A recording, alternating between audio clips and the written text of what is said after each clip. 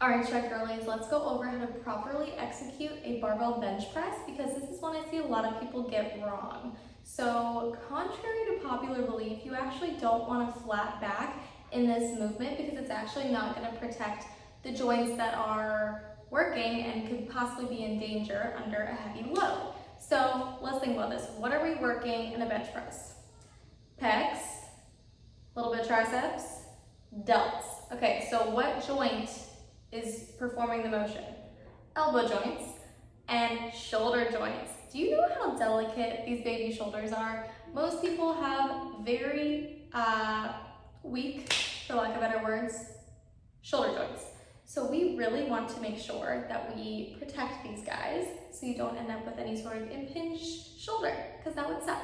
So you are gonna lay down. You do want your feet touching the ground. I realize you can't see that, but my feet are flat on the ground. So dig those heels down to the ground, and if your legs are short and you can't reach the ground off of a commercial size bench, put dumbbells under your feet so that your heels can dig into the dumbbells, okay? You're gonna settle down.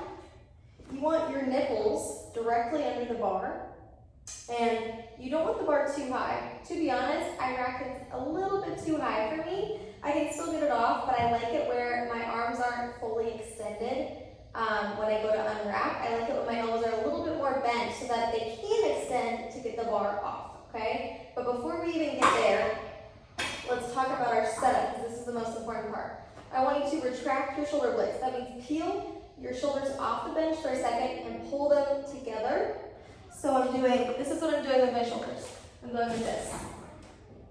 Okay, so squeeze your shoulder blades together, and from there, you're going to have a much better setup in order to prevent any sort of, like I said, shoulder impingement or torn rotator cuff.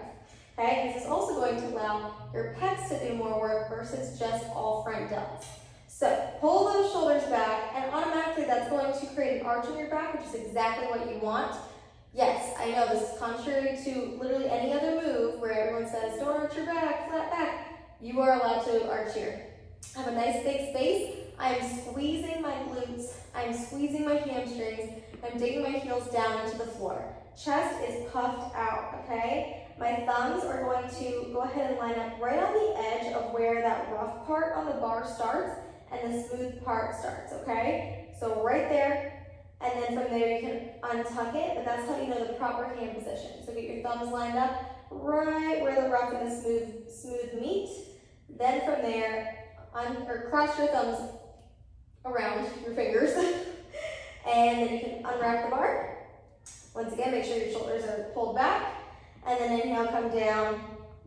Get about as close to your chest as possible. Everyone has different bust sizes, so it's really just going to depend. I'm not going to say touch the bar to your chest, because if you have no cleavage like I do, I literally cannot touch the bar to my chest unless I want to impinge my shoulder. Big exhale as you press up.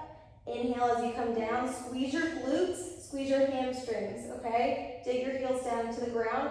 All of those things are going to allow you to lift heavier than you ever thought possible while keeping everything nice and safe and injury-free.